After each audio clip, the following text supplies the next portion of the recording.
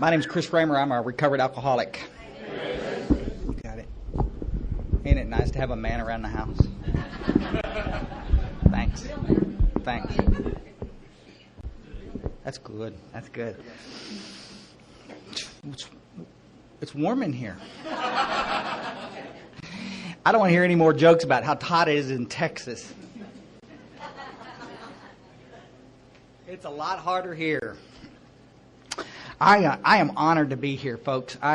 We came in this weekend, did a little conference over in Queens, and I was just so honored to get a chance to come over here and do this little talk. And I promise you it won't take but right at an hour to do it because it's time to eat. It's past my dinner time, and we need to do that. And I got to say thanks. I'll tell you, thanks to the home group that invited me over here. There's a gazillion of you that I've talked to over the last 6 months since we've been talking about this, and I need to thank you for asking me to do this. I speak a lot. I get a chance to talk a lot out there in public. It's not necessarily because I have anything really to say, but I'm pretty entertaining, if nothing else. I mean, I'm pretty excited about recovery, and, the usual boss speaker that gets up here and tells his drunk-a-log for 2 hours, and that's just not me. And so I get snagged a lot to go speak at places and anniversaries. And some of these places, they call and ask me, and of course, in AA, they said, you don't ever say no. And if I can help it, I don't say no. But some of these, I just grind my teeth when they ask me to speak, because I know who I'm going to be speaking to. I'm going to be speaking to a bunch of middle-of-the-road buckaroos that have never worked the steps and never had a spiritual experience. They're staying sober, quote unquote, dry, one day at a time, miserable people. You follow me? And I am the catalyst for pissing a whole room off, and it's like, and I'm gonna irritate some of y'all in here. Some of y'all are lost. You came because you got some free food back here, and after this is all over, you'll be back in your little groups. You'll never guess what happened over in Berkeley Heights last night. I mean, this guy came from Texas, and he was so abusive, and I'd just like to say right off the bat, screw you. And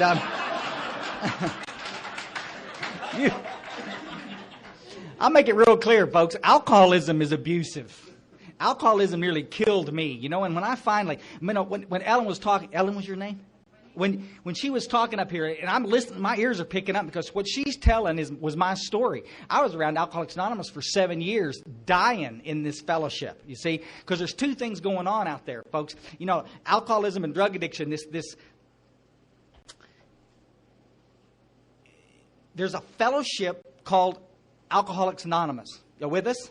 And there's a program called Alcoholics Anonymous. The program is the book, is the 12 steps. And we got the fellowship over here. Now, of course, everybody wants to get involved in the fellowship of Alcoholics Anonymous, except, nobody bothers to say that the fellowship won't keep you sober.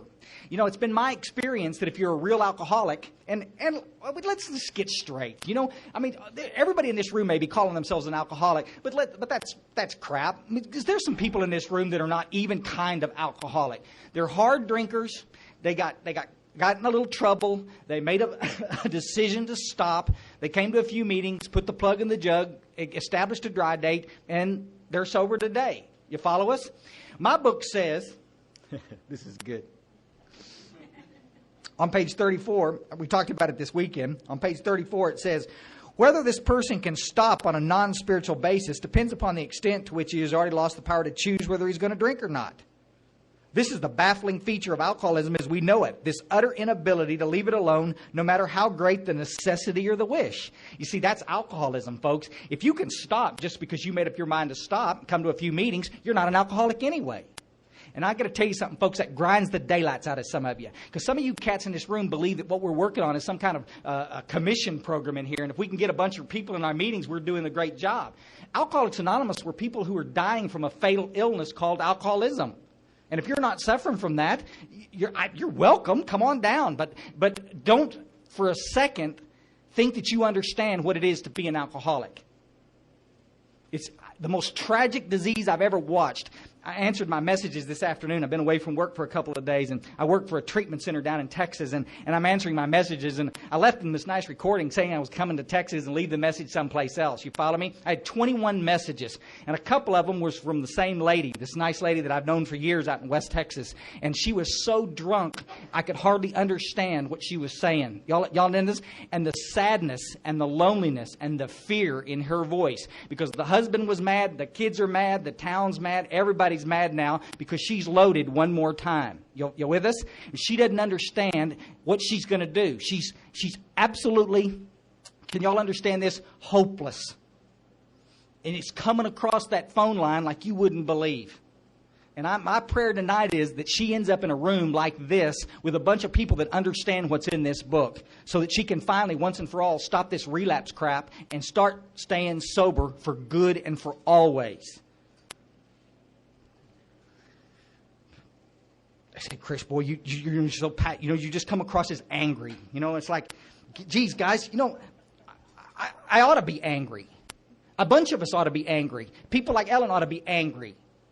We nearly died coming to these rooms, listening to people talk about everything under the sun except the program, except the 12 steps. It's a travesty. I travel a lot in Canada. I was in Iceland this winter, and I travel a lot doing these talks and doing workshops and speaking around the countryside about this business. And it's not isolated stuff. It's not like down in Texas they don't do it right, and they do it right in New Jersey, and they do it wrong over here. And it's the same everywhere. You've got pockets of people just like are in this room right here who understand that the solution to alcoholism is God, not therapy. God. And in rooms where people understand that, there's a lot of people getting sober and having wonderful things called spiritual experiences. And in rooms where they're not, there's a revolving door of people picking up desire chips, walking back out, trying it one more time. That's where this crap keep coming back, keep coming back. It's one of these days it'll work. I hear people in meetings all the time. When it's God's will, that old boy, he'll get sober. I got to tell you, how arrogant of us to say crap like that. How arrogant of us. And when it's God's will, excuse me, I believe it's God's will right now for every one of us to hold our heads up and understand our place in this earth. Children of God, sober, kicking butt, getting all the blessings that the world has to offer. We're gonna blame the fact that we can't get sober on God? Who do you think gave us this wonderful program? I think we can blame it on a bunch of arrogant people who believed. Well, let me tell you my story. I think it'll explain things a little clearer. I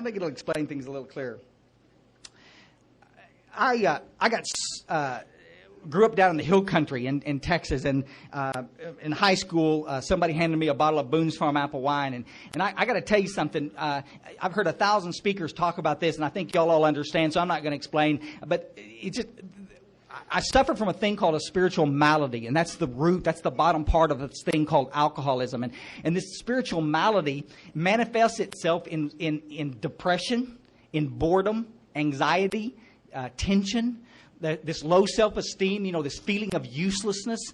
That's what the book talks about. That's how the spiritual malady manifests itself. So I'm walking around looking down at the floor, feeling uncomfortable all the time, absolutely unhappy, afraid of everything. You with us? And somebody at 17 years old, somebody hands me a bottle of Boone's Farm. Y'all know what Boone's Farm apple wine is? Yeah. Some of y'all, you'd have to be an alcoholic to drink that stuff. I got to tell you, it tastes like absolute crap. It's terrible stuff. But it'll get you loaded quick, and the price is right. They'll practically give it to you for the price of a sack. So I'm drinking this Boone's Farm apple wine, and the stuff does its miracle on me, and it fixes what's wrong with me, and it sets me up. I'm the physical phenomenal craving kicks in, and I want some more of that stuff, and the mental obsession, is just full blower. It's like, this is the solution. Let's go drink it. You follow us? And for the next 20 years, I drank, and then later on drugged, and then later on drank and drugged. You follow how that works? And because it's the only thing that I know that's going to fix what's wrong with me. And I'm in the food business. I'm up in Houston and learning to be a professional chef. And alcohol is a an accepted part of the industry. We drink on the job. We drink after the job. We drink before the job. Y'all with us? But you see, the stuff is working for me at that time. Alcohol is good stuff. You know, I mean, a lot of people think, well, alcohol is is Satan's spit. You know, and that's not my experience. Alcohol saved my life. If it hadn't been for alcohol, I don't think I would have graduated from high school, because the only thing that kept me from committing suicide was a drink. Can y'all get down with that? A bunch of nodding heads. And some of you are not nodding your head. All right, pay attention. All right. Because this program is about identification. And I mean, we talk about the stupid drama out here until the cows come home. That's why we get into these pissing contests in our meetings. Everybody wants to talk about their stupid drama, and that's the stuff that ends up separating us. Let's talk about the internal condition, because I don't care if you're 19 years old or 90, you understand what I just described if you're an alcoholic. That absolute loneliness inside. And once you take the drink, it fixes that internal condition. Everybody understands that. Whether you got a lot of money or you don't have any money, you understand what I'm talking about. This is where it gets good. I moved around a lot, trying to get away from me. You know, and it was just one of those frustrating things. You'd get out of that U-Haul truck, and guess who would be there in Atlanta, Georgia? And you'd move to Vernon, Texas, and you'd move to Dallas, or you'd move to Houston, and it's like it's the same stuff. I had a lot of relationships. I dated lots of different women, because I believed that if I could just finally settle down with a woman that wasn't evil, I could stay sober. I'm still not sure I found that woman, but we're gonna. All right, I know. All right, I think I have. But y'all understand where we're coming from in this, and all of y'all have done this. I've tried to organize my life out here so I could be okay in here, and that's what a lot of you guys have done for years. You tried to change things inside. Well, it was about the time I was in Houston when I first started cooking over there, and I was quite successful in the industry, but the depression's killing me. Thank you, buddy. The depression's killing me, and I'm seeing a therapist for the depression, and I'm starting to take antidepressants, and the pills are figuring in a part of this, because I know instinctively that something's not right, because I'm just not a happy camper. And I know instinctively that something could help me, but I just don't know what it is. You'll follow us? I mean, at 21 years old, I picked up a phone book to call Alcoholics Anonymous. I knew I was in trouble. My father was an alcoholic. I knew the symptom. I knew what it looked like, and I was becoming that person. But I didn't call them. I picked up the phone book. I looked them up, but I didn't call them. Because, I mean, I just like, Jesus, this is the lowest of the low when you pick up a phone book to call Alcoholics Anonymous. You know what I mean? I'm out there in Houston, Texas, laying in gutters, puking straight up. You follow me? But I don't want to look. I got an image to uphold. I don't want anybody to know that. We were laughing, you go knock on a date, you started drinking in the afternoon because you got a big date that afternoon, that evening, and you want to get right, and about 7 o'clock, you're primed, you've had a quart of beer and you're ready to go, and I'm answering the door, and my patch is just a little crooked, it's like back over here, and I'm squashed, I'm drunk, and I'm knocking on the door, and this girl's looking, it's like, what happened to you, Did I intend to get like that? No. What I intended to do was have a couple of drinks and knock the edge off and go be Don Juan. You follow us? What happened was the phenomenon of craving kicked in, and I drank too much, and I made an ass of myself again. You follow me? She didn't go out with me. So I'm driving home, you witch. I'll just show her. Gunk. Now I'm really good and drunk now, because I've got every excuse in the world. And that's what happened. There were times in my life, just exactly what somebody else earlier was talking about, where everything in my life was absolutely good. Y'all follow me? Good job, making good money, nice house, good-looking girlfriend, nice little doggy, everything good, everything good. And yet, I'm dying inside. And I'm frustrated now because I don't have anything to drink over, I need an excuse to drink over. So I come home and pick a fight with her. You with me? Kick the cat, run out. Go get something to drink. Looking for an excuse. Unbelievable. And I'm seeing a therapist every week for 10 years. If there's any therapists in here, I want to thank you. I want to thank you for putting up with my bullshit for 10 years. As a profession, alcoholics are probably the most abusive people on earth with therapists. You know, when we're talking 9 times out of 10, we're not telling them the truth anyway. You with us? The frustrating part with our relationship with therapy is that what we're telling them is not having much effect, because what they're telling us back can't fix what's wrong with us. Folks, alcoholism is a disease. It's genetic. Nothing out there causes it. And if you're sitting in a therapist's couch talking about something out there that's causing it, you are wasting so much money. I just bless your heart. Send it to me. I'll put it to good use. I need a new bicycle. I mean, I don't know what to tell you. My bikes are expensive. So come on, everybody. I think it's probably some of the most controversial stuff I talk about from the podium. Alcoholics Anonymous is not therapy. Therapy is great, folks. Therapy can help us deal with this external world, but it won't help us with this internal world. Medicine is great. It'll help us with lots of things, but it won't fix this internal world. We just read it in the ABCs, folks. Why do we do this, folks? We sit in our meetings and we read about this every time. We read how it works. ABCs. What did we just read? That probably no human power could affect me, could fix what was wrong with me. And that God could and would if he were sought.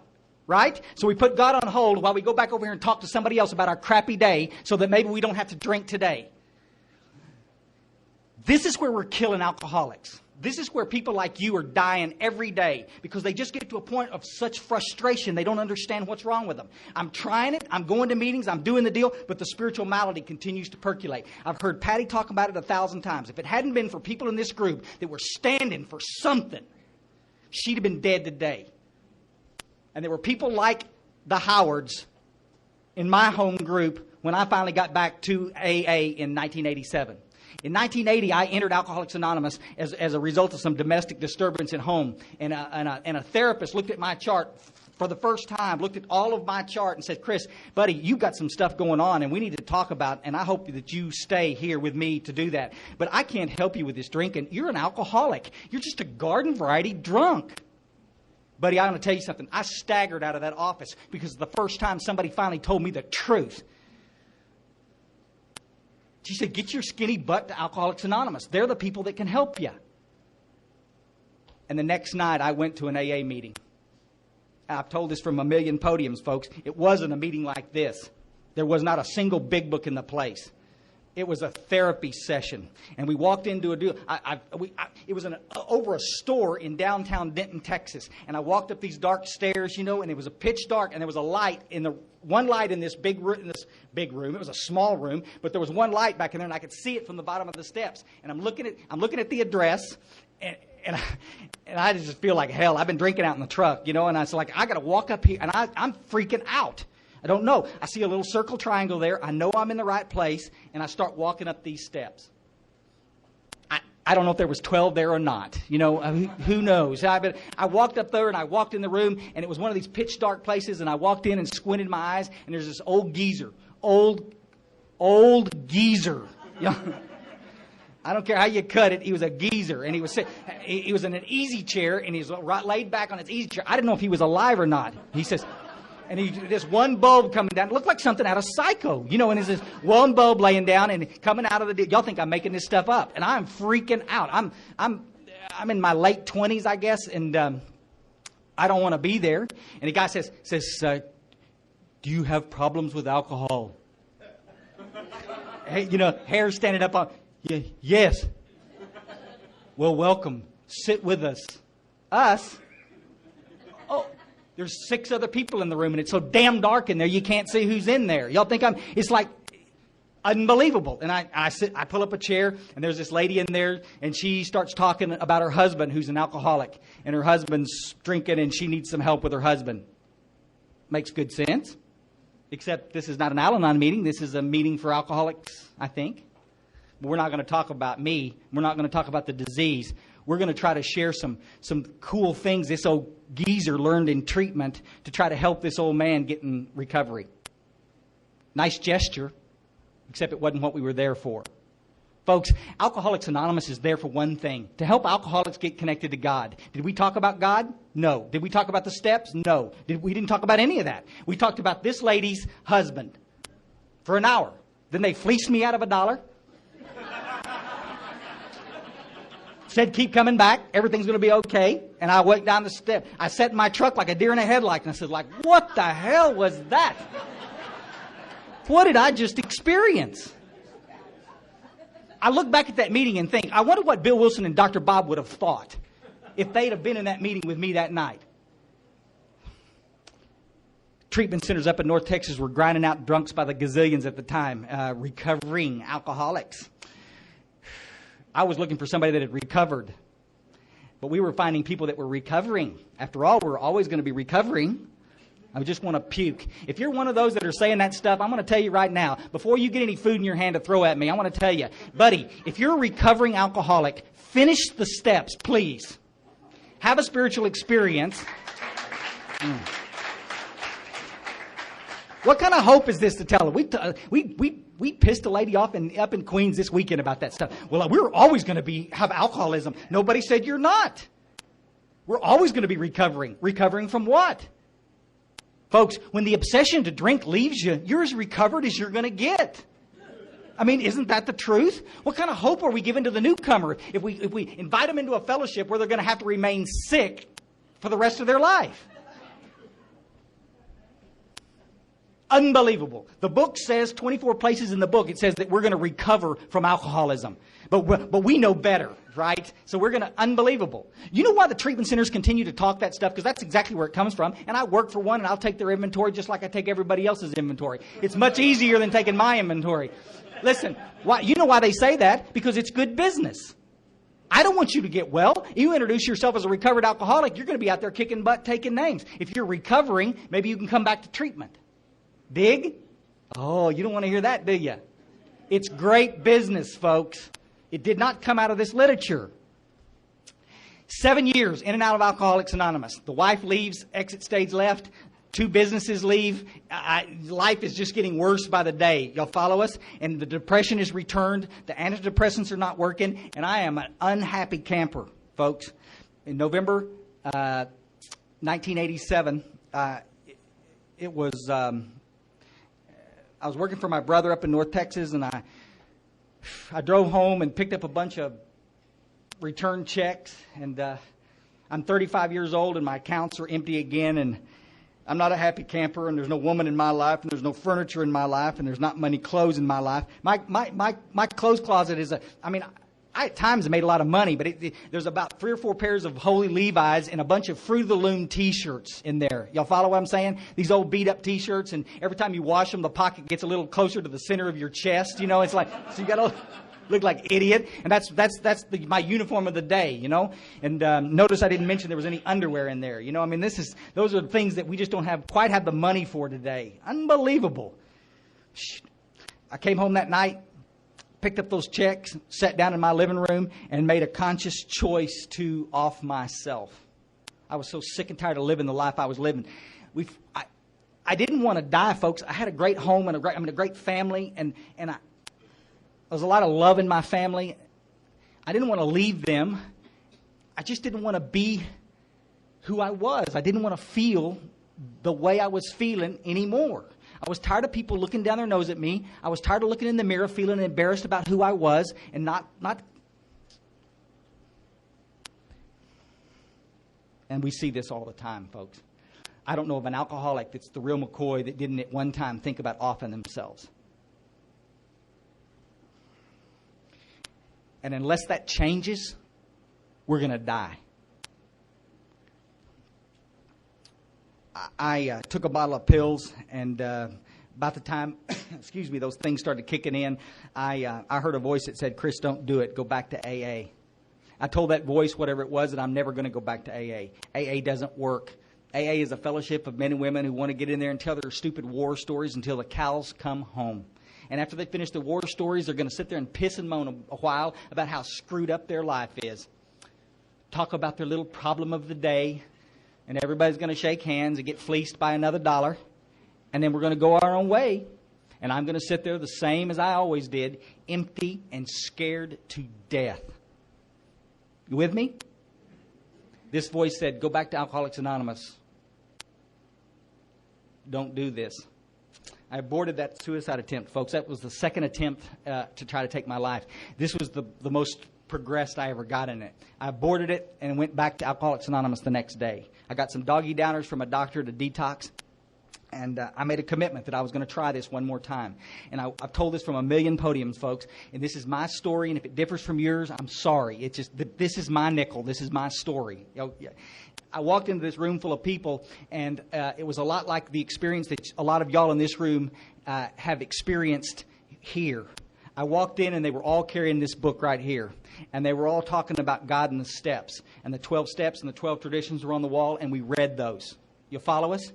And they were all laughing and joking, and it was well lit, and it was clean, and there was a lot of happiness in that room. I've been drinking for years, folks, 20 years drinking and drugging, and my little mind wasn't working real well. But, buddy, when I walk into a room full of people where they're excited about life, you can sense that. The newcomer can see that there's something different going on in this room. It's like some of y'all know what I'm talking about. You walk in certain churches, and they just feel like they're dead, and then you walk in certain churches, and it's like you can feel the excitement in the church because there's some people that are actually connected to a power that created this universe. Can y'all get down with that? And that's exactly what I was feeling in that room.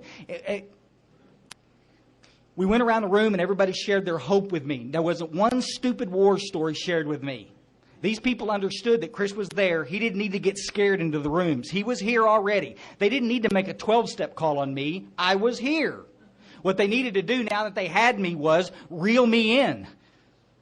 Give me something to sink my teeth into so that I would want to come back tomorrow. And they shared their blessings with me. They sat there and they smiled and they laughed and they cried and they told me that their life was better today. And they told me about making money, and they told me about getting their credit cards back, and they told me about having families and love and people that they blew me away.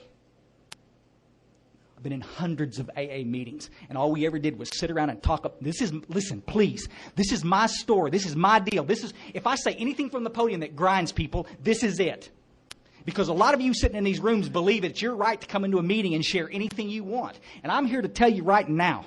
You can tell anybody down there at Denny's tonight that little one-eyed guy was off base. But I'm telling you right now, you might want to consider what you're doing before you do it next time in an AA meeting. Because I got to tell you something, folks. Your words have a lot of power.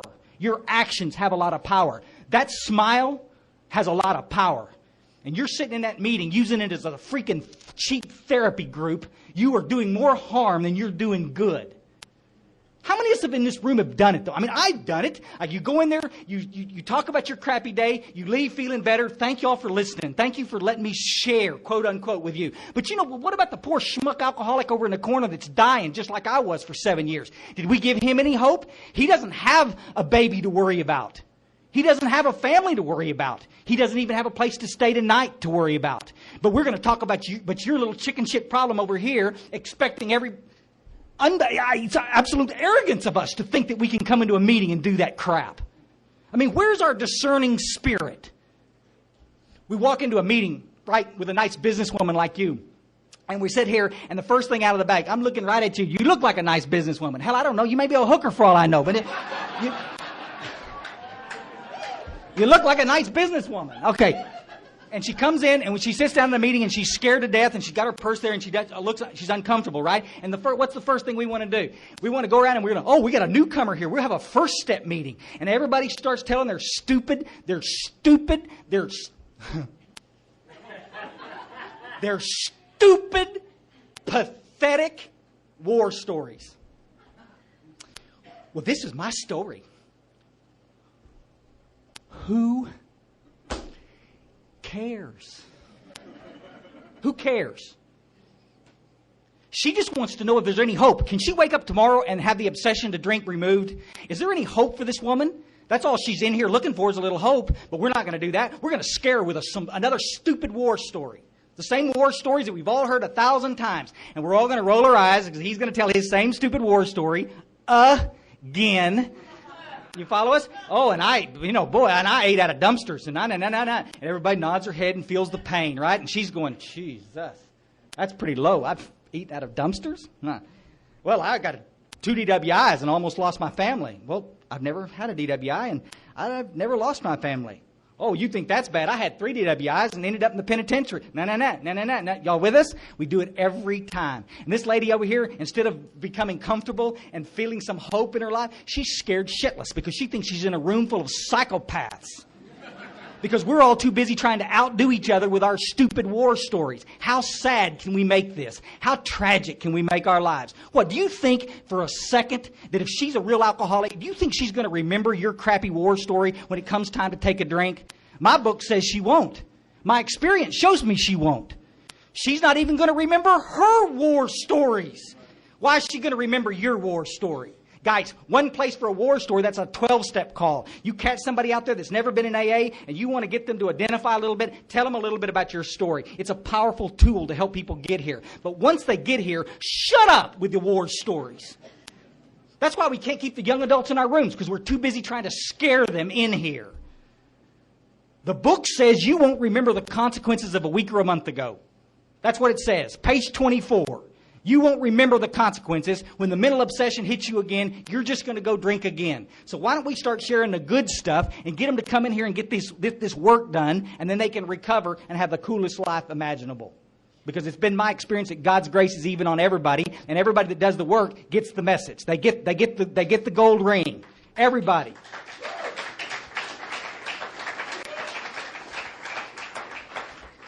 These people asked me that night if I was ready to get sober. They explained to me quite clearly that our job in Alcoholics Anonymous was not to help you not take a drink today. It was to help you get connected to God so that you didn't want to take a drink today. This is where treatment centers have killed millions of us, believing that we're going to be able to somehow, some way, orchestrate our lives so that we don't have to be around alcohol and then we don't have to drink. Absolute crap. Because if that internal condition continues to percolate and that fear and that tension and that depression stays with you, you will drink again. You will drink again without exception. You may last a few months. You may last a long stretch of time. But you will end up in a place where you will become so irritable, restless, and discontent you can't stand it, and you will pick up the drink. What's the solution? The solution, folks, is a spiritual experience. A new attitude towards life that takes place as you work the steps rapidly. Not over a period of years, over a period of weeks. Finish the work.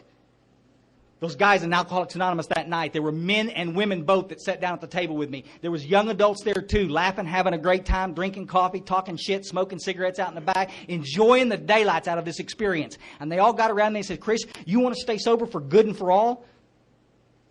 After some discussion, y'all have heard my story, not the one day at a time stuff. After some discussion, I said yes. And they said, "Buddy, then we're going to help you with this work. And if you're willing to go at any length, come on down." 2 places in the book says that you got to be willing to pay a price if you want to get sober, folks. Are you willing to pay a price? Because you see, if you're not, you can't get sober. Guys, sobriety is not this willy-nilly little thing that floats through the air and some of us finally get struck sober and some of us don't. This is ridiculous. The people that end up doing the work get what we call permanent sobriety. It's the absolute, the depression lifts like this. Boom, gone. The boredom goes away. We get a new sense of direction, a sense of ease and comfort in our lives. And some of y'all are sitting in this room and that hasn't happened yet, and you're mad at me because it hasn't happened. And I'm sorry. I want to motivate you to finally get a sponsor and to get past your arrogance and get next to somebody that understands this work so that you can have the same experience I had. Your spiritual experience will be different than my spiritual experience, but it will blow you out of the water nonetheless. There's no such thing as a baby spiritual experience, folks. I hear people in meetings all the time talking about it. I had a spiritual experience of the educational variety. Buddy, it's the same as Bill Wilson seeing the vision of God in the hospital. It's enough to overcome alcoholism and drug addiction. Can y'all get down with that? Reader's Digest condensed, so I'll let you out.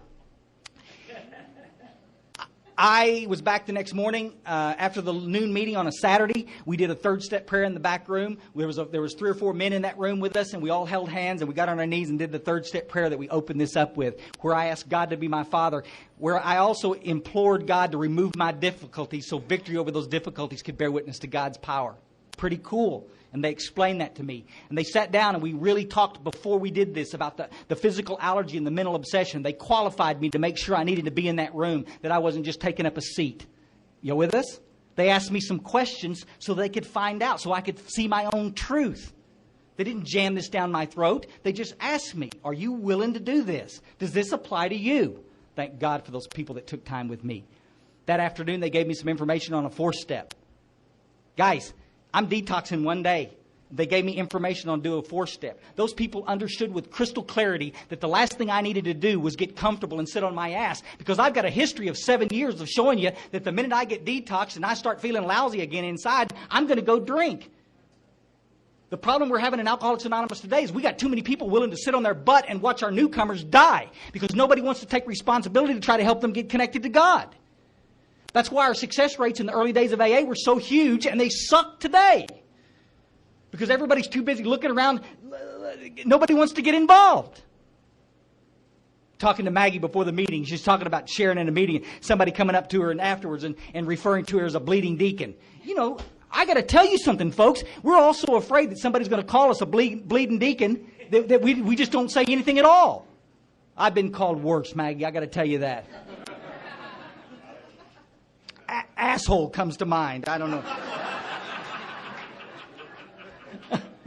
Guys, everybody's experience in this fellowship is going to be a little bit different. But, you know, we owe it to the newcomer to at least give them a shot at the program. We owe it to them. And then if they don't want to do it, that's their business. We don't chase anybody down. Everybody says, Chris, you're hitting this God thing too hard. I don't think I'm doing it hard enough. 2 weeks later, I've done a completed 4-step, sitting down with a sponsor and a spiral notebook and a big book, and I've done this work. I've got an appointment to do a 5th step, and I'm on different footing. Now, some people this doesn't happen to that quick. But for me, within 2 weeks of actually, for the first time in 7 years, getting off my butt and doing some work, I start to have this thing called a spiritual experience. And I drive home that night, and it was a Friday night after this meeting, 2 weeks after I tried to commit suicide, and I sit on the back end of my pickup truck up in North Texas and cry like a baby. I mean, I'm looking around me, and I'm surrounded by liquor stores and 7-Elevens and places. There's 5 places that I can go get a drink right now. And my dope dealer lives in the apartment complex where I live. I mean, there's nobody living in my house. You follow me? Nobody to tell me I can't. I got some money in my pocket. What? Guys, I don't want to drink. It dawns on me quite clearly that the obsession to drink has been lifted from me sometime in these last 2 weeks. I don't even want to drink. And folks, that's not a pink cloud. That's called God's grace, and it's as real as it gets. It wasn't because finally God had pity on me and said, you've suffered enough. It's because for the first time in my life, thanks to a bunch of men and women that loved me enough to tell me what to do, I finally followed some instructions and had a thing called a spiritual experience. That was 2 weeks after I got to the fellowship, and I'm pushing 16 years of sobriety now, and the obsession to use has never returned since. That's called recovery, folks. We paint this...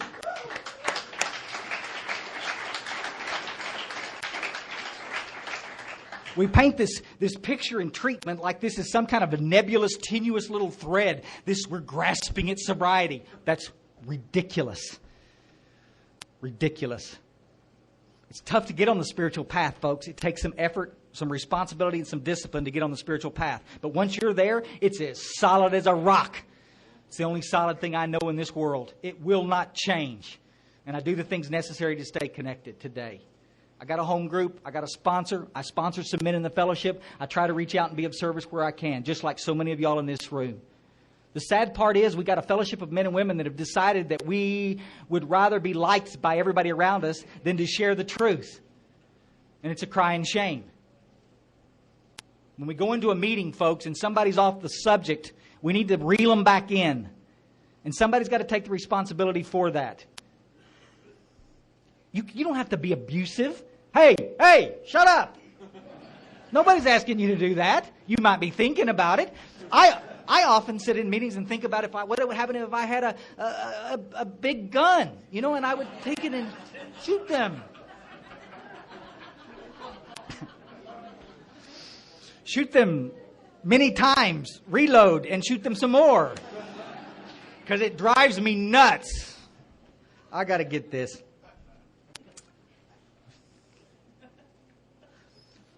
A friend of mine up here in Jersey, Glenn Kay, sent me a little sheet and a little thing in the mail the other day on the internet. And one of the lines in here, it says, a candle loses nothing by lighting another candle. A candle loses nothing by lighting another candle. I don't know where it came from. Some great piece of literature probably. But that sums up this fellowship to me. You see, those guys in 1987, they loved me enough to tell me the truth. And by helping me catch fire, they had one more little buckaroo in the trenches helping them carry the message. I think in closing about this, I think all of us need to get real clear on the power that each of us has. I speak from the podium and people come up afterwards and say, God, I wish I could speak as passionately as you. I'm so glad you can't. Because we don't need another Chris Raymer. We don't need another Mike Lawrence. We don't need another Patty. We've got one. We need you. You don't have to be somebody else. Who did God make you? What did He allow you to survive? And the stuff that you've survived, the stuff that you're made of, the stuff that tempered you, is what you're going to bring into the trench with us. What happens if we go work on a car and all of us show up with screwdrivers? I started to say, we're going to do a lot of screwing. No, we don't. We need some cats with some other tools in the trenches with us. And that's what the deal is. Some of you guys in this group tonight, you're cooking. Some of you organize the money. Some of you organize the decorations. People do. Guys, use your talents in this fellowship and you will never get bored and you will finally understand your place in this trench. Everybody in this fellowship needs a job. My question, like I always say, what's your job? What can you do well? All of us have got to do 12-step work. None of us gets off that. But you in your own way are going to sit down with a newcomer and explain what's in this book. And that's what those people did to me. Stop walking on eggshells, folks. God gave you a message to carry. Do you have the courage to share it? We talked about it this weekend. Knowing God's will is not the same as doing God's will. We got a lot of people that know what they're supposed to be doing, but they're not doing it. And you got to go inward and look at that. Everybody wants the treatment centers to take care of the drunk. Guess what? They're all going out of business and insurance companies are going south. You guys think 9/11 just affected New York? It affected everything. A lot of people trying to come to treatment can't come to treatment now. Where are they going to go? Berkeley Heights. And you be here, please.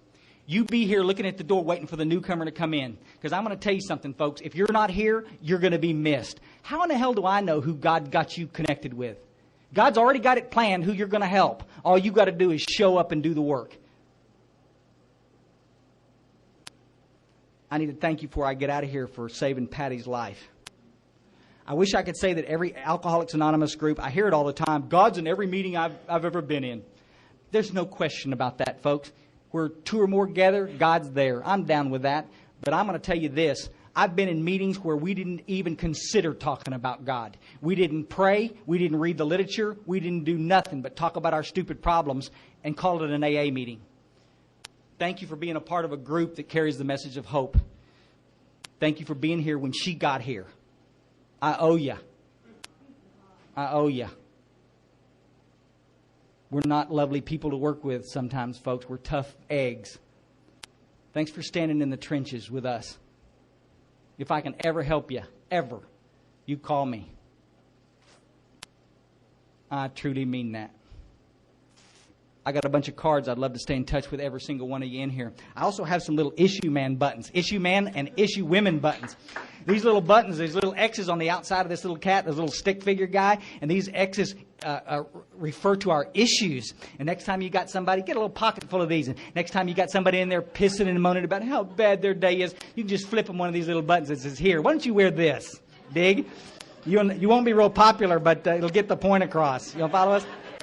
I'm honored to be here. Thanks so much.